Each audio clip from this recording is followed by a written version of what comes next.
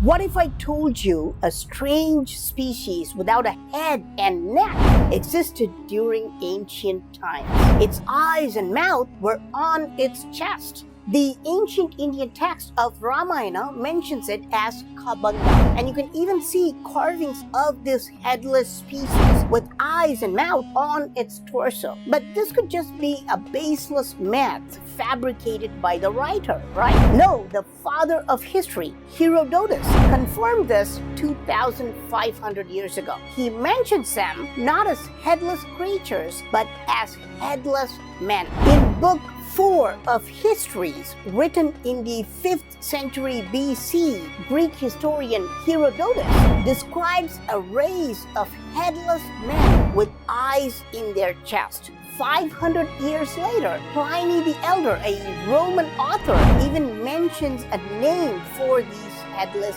creatures. He calls them Blemniae. And this headless monster with eyes and mouth on its chest is exactly what we read in the ancient Indian text of Ramayana. Kabanda is a headless demon that was killed by Lord Rama and his brother. But all these are old myths written over 2,000 years ago, right? You can't seriously believe headless creatures existed. It's never mentioned in recent historical texts, right? Wrong. Just 400 years ago, Sir Walter Raleigh describes the exact same creatures, and I quote, "They have no heads, their eyes are in their shoulders, and their mouths in the middle of their breasts."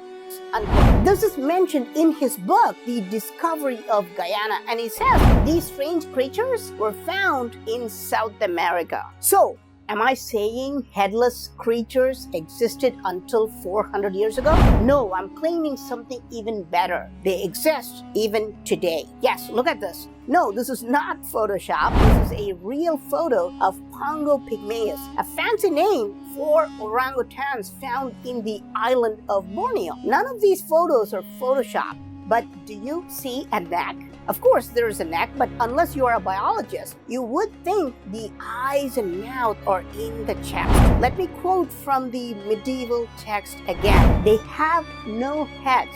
Their eyes are in their shoulders and their mouths in the middle of their breasts. What an accurate description of these apes. No wonder they thought of them as beasts or monsters, because they do look strange. Is it possible that ancient and medieval people were describing these apes or their relatives? Did they encounter these apes in jungles and were describing them as headless monsters?